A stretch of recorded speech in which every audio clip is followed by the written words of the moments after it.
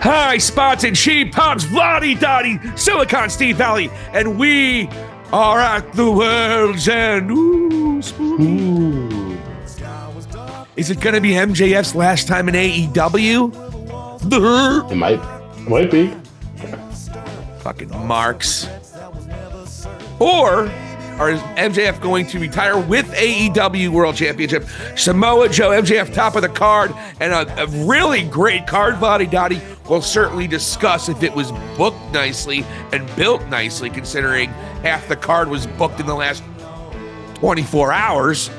So, other than that, though, if you look at this card, very, very formidable card, a very interesting pay-per-view. So, Vladi Dottie, here we go. I am, as you can see, have this glorious, glorious picture of my favorite in-ring performer of all time, Mr. Bret the Hitman Hart with, I don't have my glasses on. I know it says FTR. I can't see the other part for some reason because it's so far on the other end.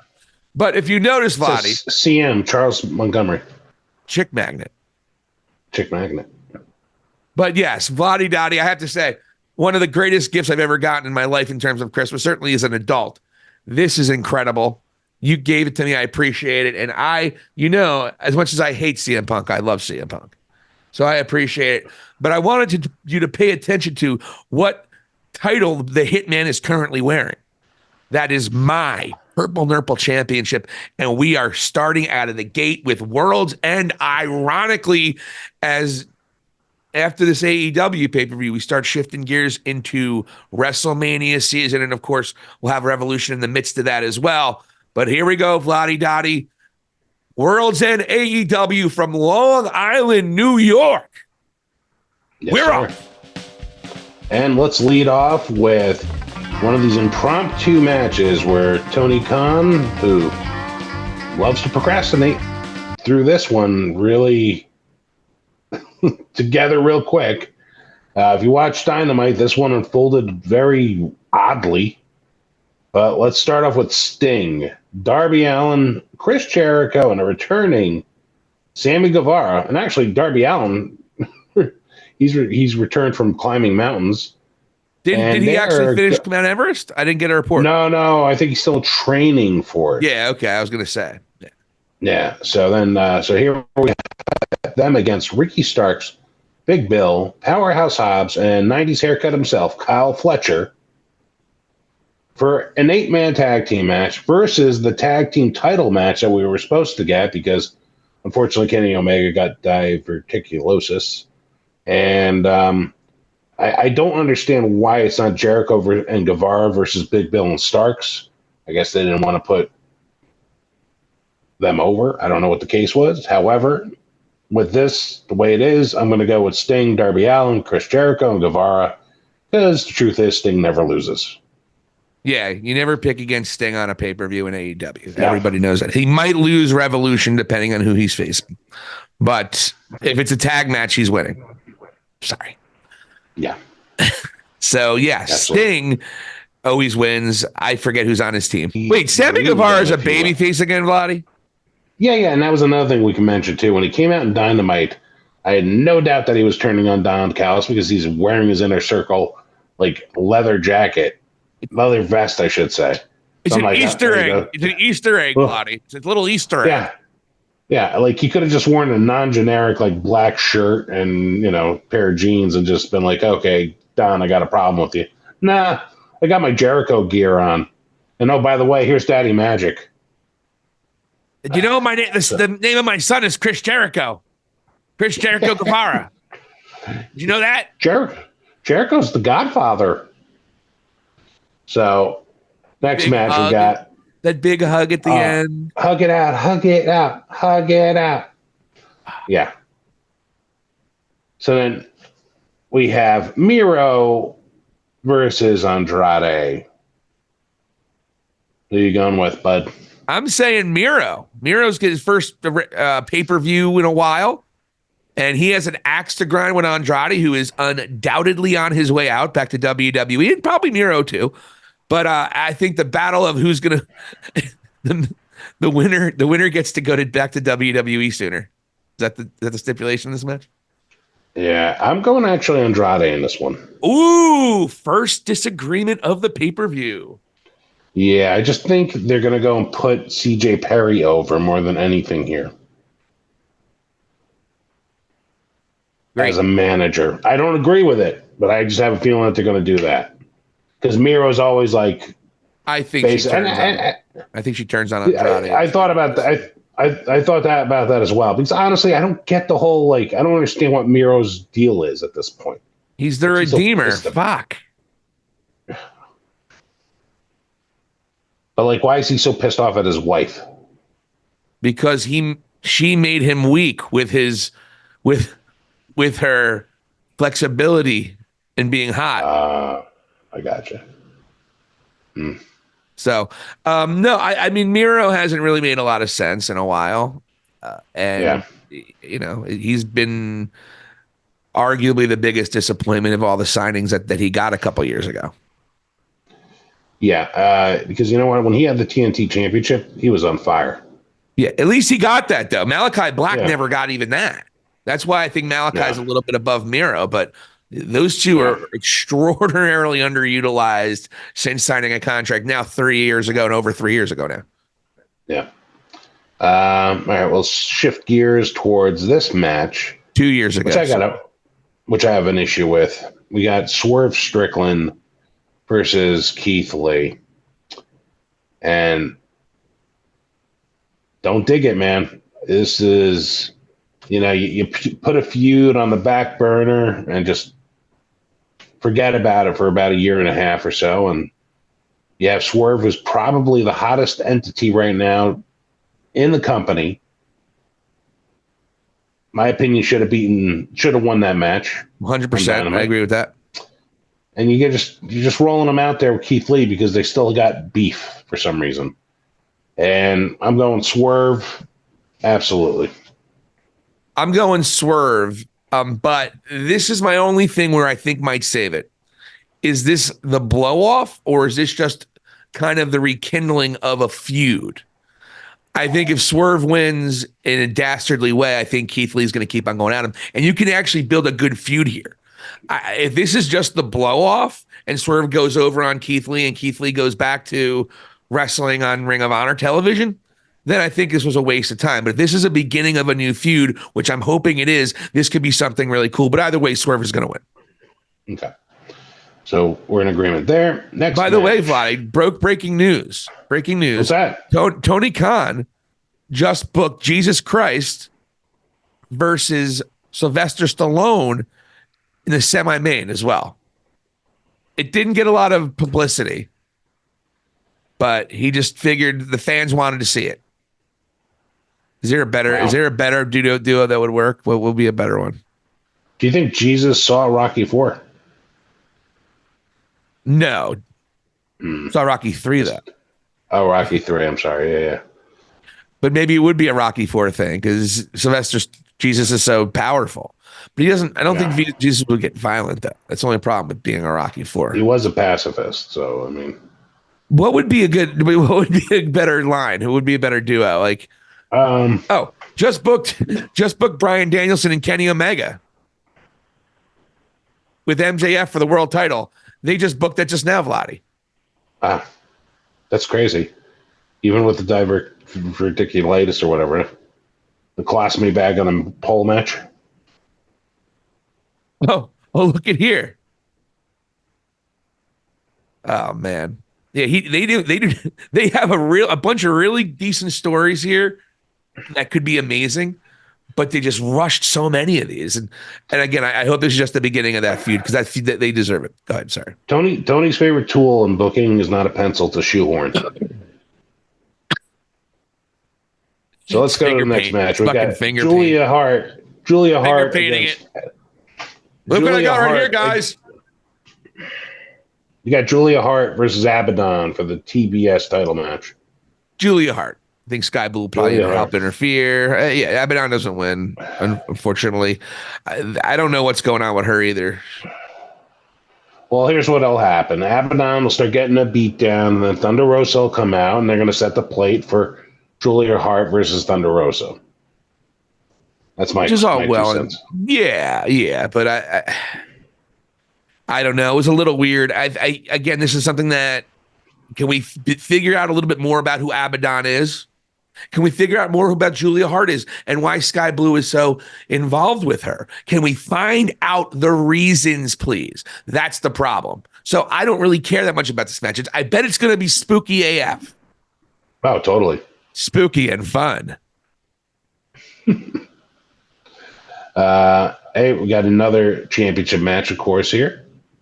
We got the Patriarch, Christian Cage, versus Adam Copeland in a no disqualification match for the TNT Championship. Who are you going with? I'm unfortunately going to take Adam Copeland because it's a rematch, and that's how it works. I think it's bullshit. I don't think Adam Copeland should be the TNT champion. Is it really going to mean a lot to him just handing him a title as soon as he walks through the door? So I hope he doesn't win. However, just going by the way Tony Khan books, he usually has them lose the first one and then they'll come back and win the second one. He does it often. We did it with the Acclaimed. He did it with, I think he did it with a couple people recently. The crowd wants him. He's like, oh, I fucked up that booking, so I'm going to have them go over on the next time. Like he'll do something like that. I think that's kind of what he did here. I think he was going to give Adam Copeland that title. But I really, truly, truly hope that Christian wins. But I think Kill Switch might come back and cost Mr. Christian the match. It's very possible, and that would set the stage for a glorious return of none other than Jungle Boy. Can't wait for that. Next match, Timeless Tony Storm versus Riho, AEW Women's Championship. I'm going with Timeless Tony Storm myself. Well, darling, she's absolutely incredible. I love Tony Storm. I'm going all in on her. Comes out barefoot.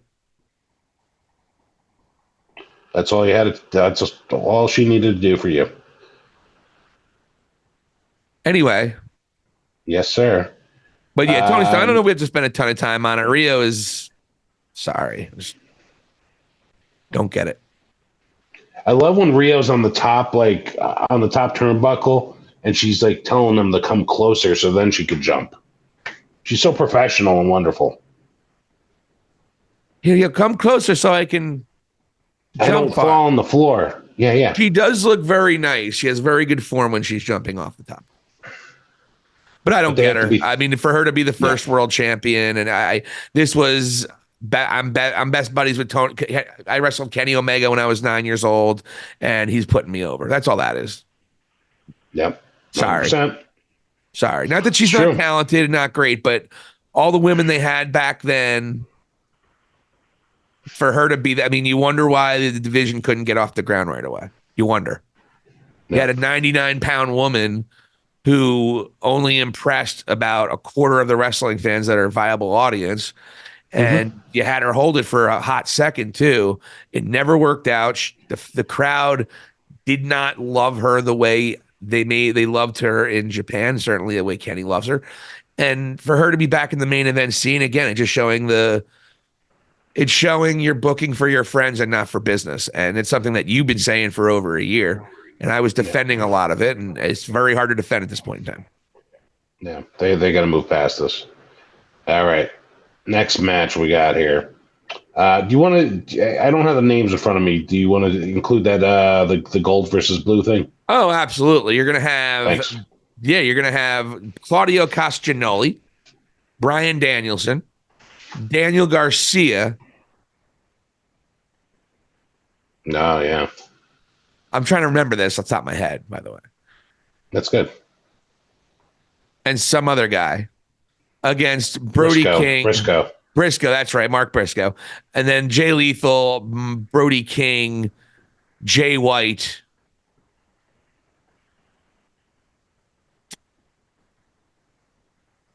And not Swerve. Who the hell's the other guy? I could have just done that whole time. Roosh. I mean, kind of forgettable, isn't he? And Roosh. Who knows sells better, Roosh or Moxley? It's close. Like, they both take pride in that shit.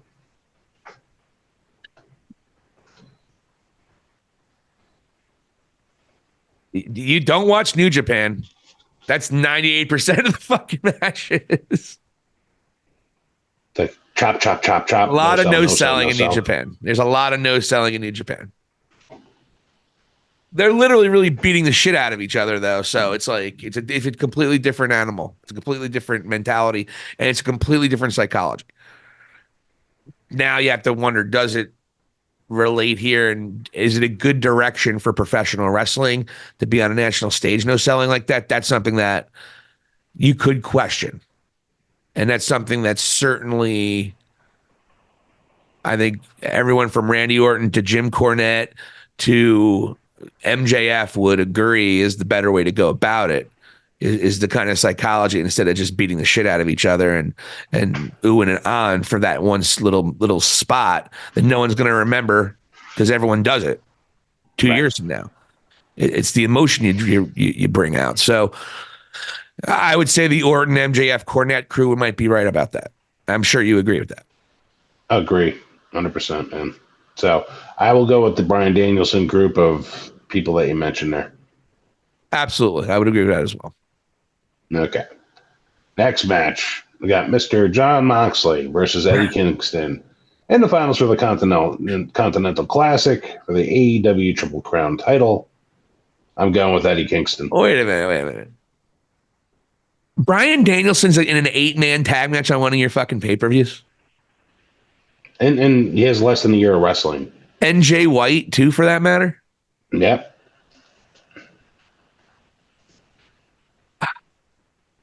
God, it's frustrating. God, that's frustrating. It should have been Swerve versus Eddie. Natural heel versus the babyface king of the underdogs, and that would have brought juice to this match. But no. We got to have Moxley against his friend again. I don't. Are we there? We're not there yet, are we? We'll get there. We'll get there. I'm just talking about this match in general. I think Bryan Danielson should be.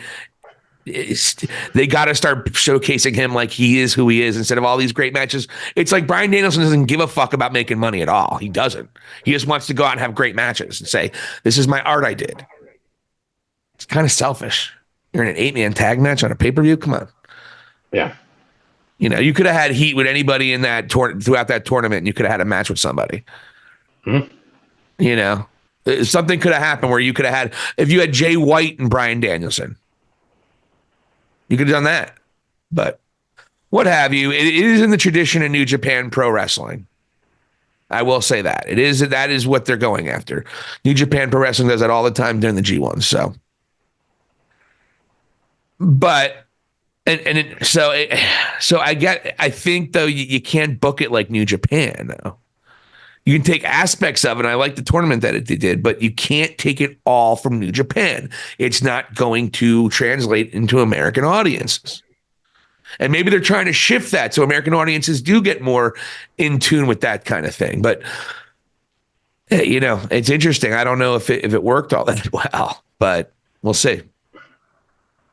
Yeah. I'm going Eddie Kingston here.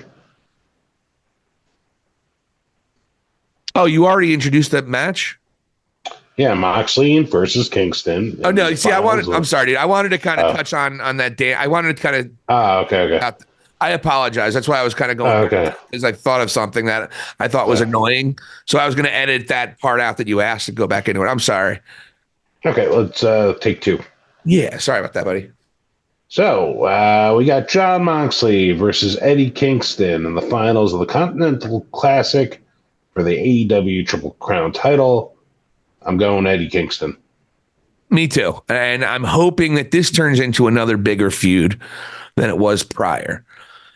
Jon Moxley being that mountain that Eddie Kingston couldn't climb. But of course, Bryan Danielson was that mountain that Eddie Kingston couldn't climb. They had a nice little go-home promo on this past AEW Dynamite. I liked it. I like both of their promos, even though Eddie Kingston's got a, like, what the fuck? Like, what the fuck, dude? Let the moment breathe. He's telling the crowd to, like, don't listen to these motherfuckers. Like, I get that he's being real, but dude, let the crowd. let Jon Moxley take that crowd in. Let that be a moment and build the tension, Eddie. You know, he's like telling Moxley to hurry up on his promo, and Moxley did. And just little things like that. It's small thing to bitch about. But he does that often. Like, I get it. He breaks the fourth wall down a lot. That's what Eddie Kingston does. I get it. But when it comes to the crowd, let the crowd do their thing. Let the crowd become part of the show. Because unlike whether you like it or not, the crowd and the audience is part of the show every single show you watch on television. Let the crowd be part of it, Eddie. It's like they almost resent wrestling fans for being loud and obnoxious, and I get it, but let the crowd breathe. Hello? Yeah, it froze up. Yeah. Oh, we're back. Yeah, you're back. Good. That wasn't that important, so if it didn't get it, then we're all good. I'll just cut it out. Okay. But you know then, what? You ever notice that about Eddie Kingston? He's so like trying to be real. Yeah. I don't know. I don't know. Not a big deal, but I'm starting to get annoyed with it. Yeah, I find him to be honestly, I'm not a big fan. Indie. Well, you never were. Yeah. When he first came in, you hated Eddie Kingston. Yeah. Then he gained a little bit of your respect, and now you're like, I'm kind of sour on this guy again. You know what it is? It's like when I'm watching his matches, it's chop, chop, chop, exploder, which he does a good exploder, and I hate his finisher. I'm critical of Punk's finisher.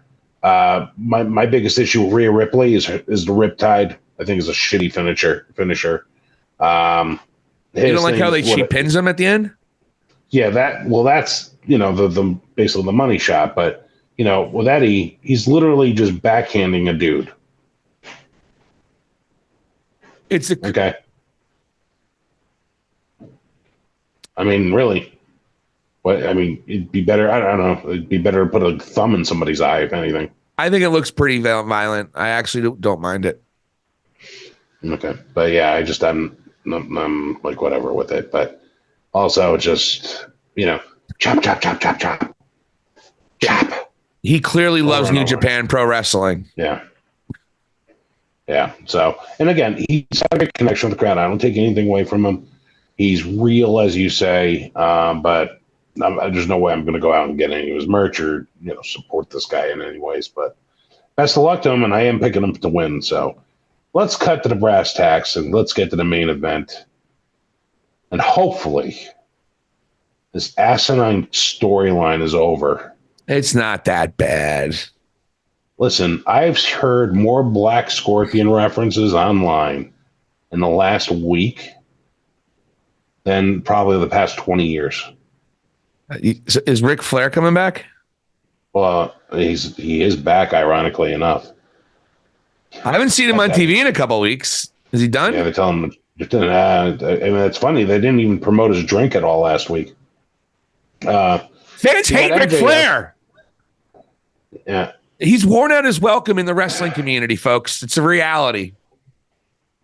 I know people will always call him a legend, but the reality is that he's taking more from the business than what he's given back. Period. So we'll see. So we got MJF versus Samoa Joe for the World Championship. Who do you got? This is a tough one, Vladdy. This is a tough one because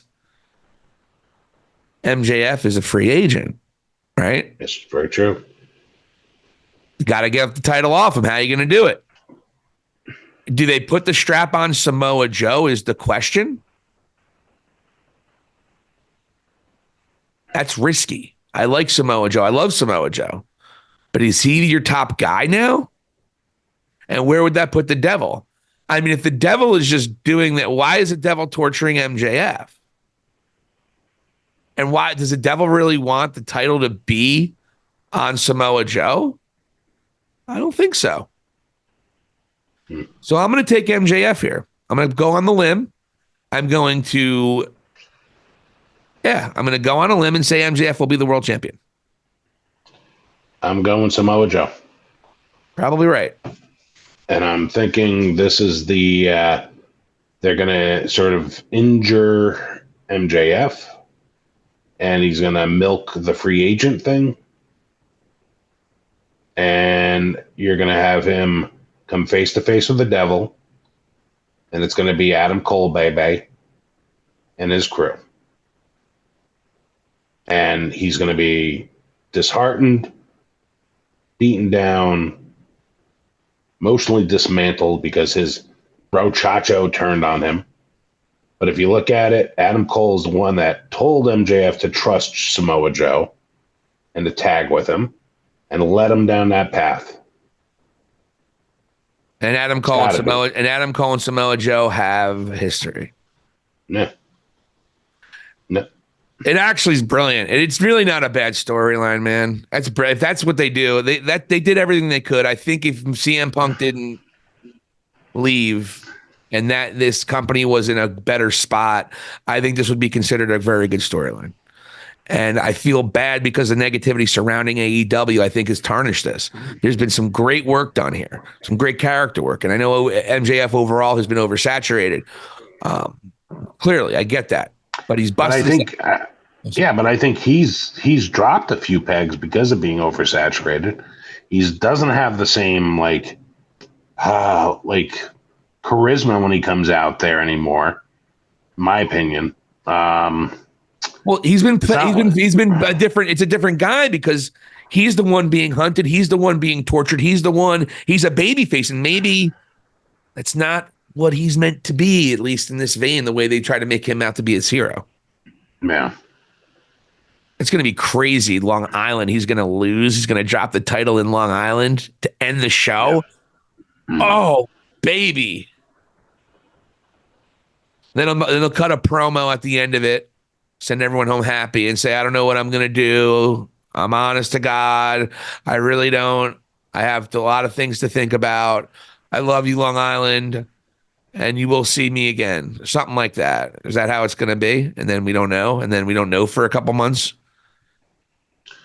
I don't even know if he's going to be capable of cutting a promo if the devil and their army shows up. Well, this would be off after. Oh, afterward. Okay, I got you. Yeah. But then someone would hear it, though. Somebody would hear it. But it would be one of those things like when Moxley cut the promo after the ring exploded. Yeah. Where like you're not going to show it, but everyone saw it anyway. Yeah. Kenny Omega doesn't know how to build an exploding ring for shit.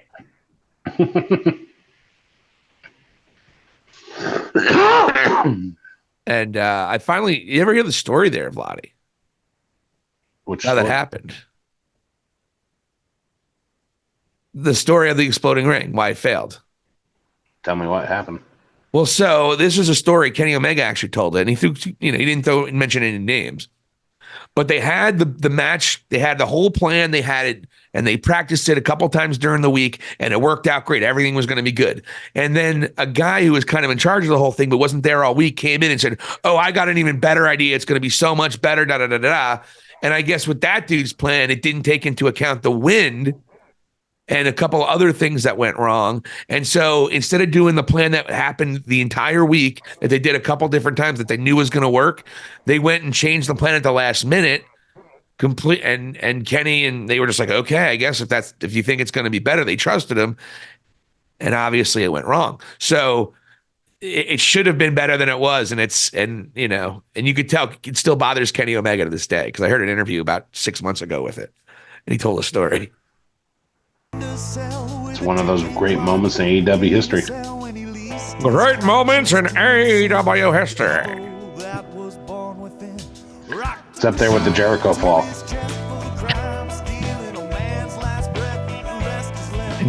Jericho doesn't give a shit. I look great. I don't care. I'm a legend. I almost died. I'm a goat. I could have died. Hi, Sammy. I love being the godfather of your kid. Give me a hug, Sammy. Give me a big hug. Oh, man. Unbelievable, folks. Well, there you have it. World's End. Is it going to be the end of MJF? Lottie Dottie thinks so. I think I blew it. MJF is definitely dropping the title, or they won't sell the free agent thing, which is bullshit. For Vladi Dottie, this is Silicon Steve Valley. Hit the subscribe button and check out more high spots and cheap pops here on YouTube. We got to promote YouTube. I think that they're going to get over eventually, Bob. Yeah, they need our help. Thank you so much, folks. We'll check you out soon. Thank you. Here endeth the lesson.